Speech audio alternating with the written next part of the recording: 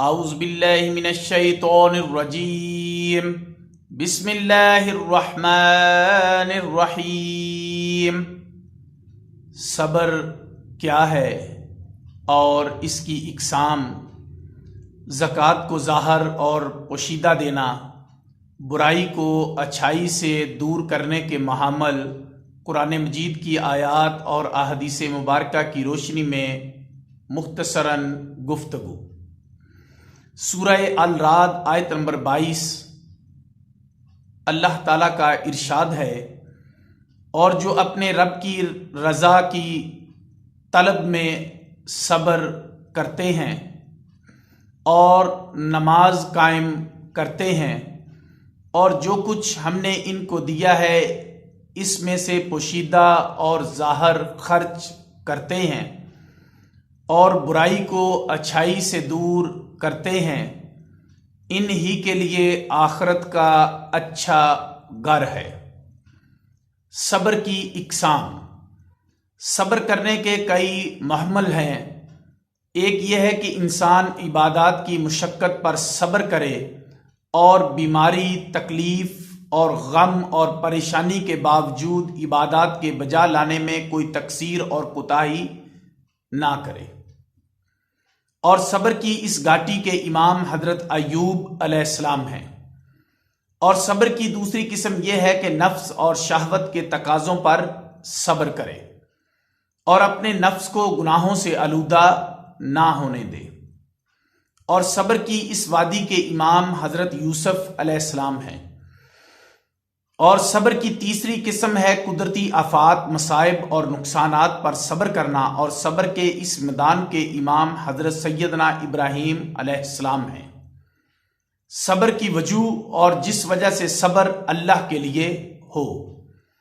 نقصانات اور مصائب پر صبر کرنا کئی وجوہ سے ہوتا ہے۔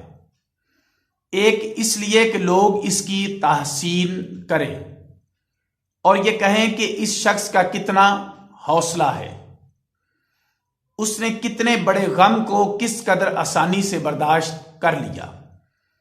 دوسرا اس لیے کہ اگر اس نے بے قراری، شکوہ شکایت اور آہ و بکا سے کام لیا تو لوگ اس کی مذمت کریں گے اور اس کی عیب جوئی کریں گے۔ تیسرے اس لیے کہ اگر اس نے اپنے رنج اور غم کا اظہار کیا تو اس کے دشمن خوش ہوں گے۔ چوتھے اس وجہ سے کہ اس کو یہ علم ہے کہ اگر اس نے اظہار غم کیا اور آہ و بکا کی تو اس کا کیا فائدہ ہے، جانے والی چیز تو جا چکی، اس کے غم کرنے سے وہ واپس نہیں آ سکتی۔ ان چار وجوہ میں سے انسان نے کسی ایک وجہ سے بھی صبر کیا تو اس کا کمال نہیں اور نہ باعث اجر و ثواب ہے۔ کمال اور اجر و ثواب اس میں ہے کہ جب کوئی آفت اور مصیبت آئے یا کوئی نقصان ہو تو اس پر اس لیے صبر کرے کہ اس کی تقدیر میں اسی طرح ہے، اور اللہ کی طرف سے جو کچھ ہوا وہ اس پر راضی ہے۔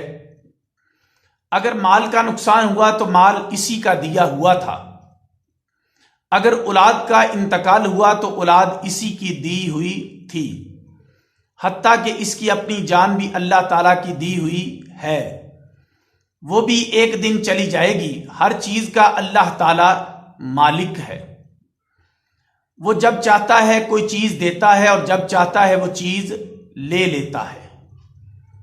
اور جب اس پر کوئی مصیبت نازل ہوئی تو اس کی نظر مصیبت پر نہ ہو بلکہ مصیبت کے نازل کرنے والے پر ہو، اور وہ اس کے مشاہدہ میں مستغرق ہو اور جانے والی چیز پر غم نہ کرے۔ خلاصہ یہ ہے کہ وہ اس لیے صبر کرے کہ وہ اللہ تعالیٰ کی بنائی ہوئی تقدیر پر راضی اور شاکر ہے، یا اس لیے صبر کرے کہ اللہ مالک ہے، وہ اپنی ملکیت میں جو چاہے کرے، کسی کو اعتراض کی کیا مجال ہے، یا اس وجہ سے صبر کرے کہ اس کی نظر مصیبت پر نہیں ہے بلکہ مصیبت کے نازل کرنے والے پر ہے۔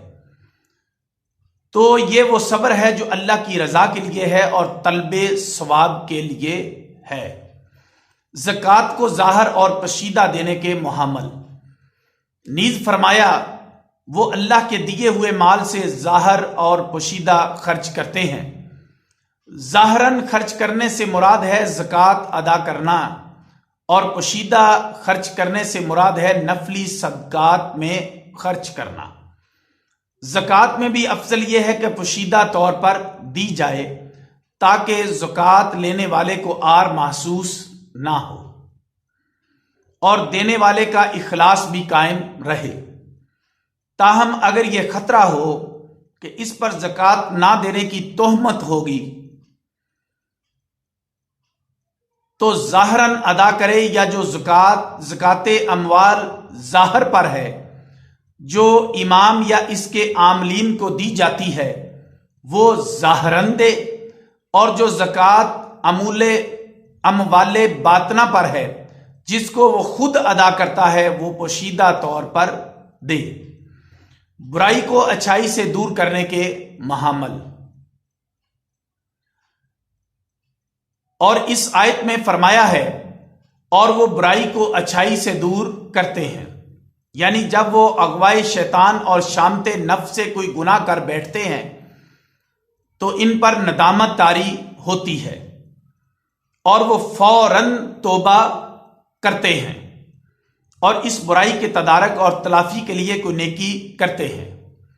حضرت ابو ذر رضی اللہ عنہ بیان کرتے ہیں کہ مجھ سے رسول اللہ صلی اللہ علیہ وآلہ وسلم نے فرمایا، تم جہاں کہیں بھی ہو اللہ سے ڈرتے رہو اور برائی کے بعد کو نیکی کرو، اور جو اس برائی کو مٹا دے، اور لوگوں کے ساتھ اچھے اخلاق سے پیش آؤ۔ ابن زید نے کہا اس سے مراد یہ ہے کہ وہ شر کو خیر سے دور کرتے ہیں۔ سعید بن جبیر نے کہا وہ بدی کو نیکی سے دور کرتے ہیں۔ ضحاک نے کہا وہ بے حیائی کی باتوں کو سلام کہہ کر دور کرتے ہیں۔ ابن شجرہ نے کہا وہ گناہ کو توبہ سے دور کرتے ہیں۔ قطبی نے کہا وہ جہالت کی باتوں کو حلم اور حوصلے کے ساتھ دور کرتے ہیں۔ ایک قول یہ ہے کہ جب وہ گناہ کا ارادہ کرتے ہیں تو اس سے رجوع کر کے استغفار کرتے ہیں، اور ایک قول یہ ہے کہ وہ شرک کو لا الہ الا اللہ کی شہادت کے ساتھ دور کرتے ہیں۔ یہ 8 اقوال ہیں اور ان کے معنی متقارب ہیں۔ حسب ذیل آیتوں میں ان کی تائید ہے۔ سورہ آل عمران آیت نمبر 135 اور 36 ترجمہ اللہ تعالیٰ کا ارشاد ہے، اور جب وہ لوگ کوئی بے حیائی کا کام کر بیٹھیں یا اپنی جانوں پر ظلم کریں تو اللہ کو یاد کر کے اپنے گناہوں کی معافی طلب کریں، اور اللہ کے سوا کون گناہوں کو بخشتا ہے، اور وہ عمدن اپنے گناہوں پر اصرار نہ کریں۔ ان لوگوں کی جزا ان کے رب کی طرف سے مغفرت ہے، اور ایسی جنتیں ہیں جن کے نیچے سے دریا بہتے ہیں، جن میں وہ ہمیشہ ہمیشہ رہیں گے۔ اور نیک کام کرنے والوں کا کیسا اچھا صلہ ہے۔ سورہ ہود آیت نمبر 114 اللہ تعالیٰ کا ارشاد ہے، ترجمہ بے شک نیکیاں گناہوں کو دور کر دیتی ہیں، وما علینا الا البلاغ المبین۔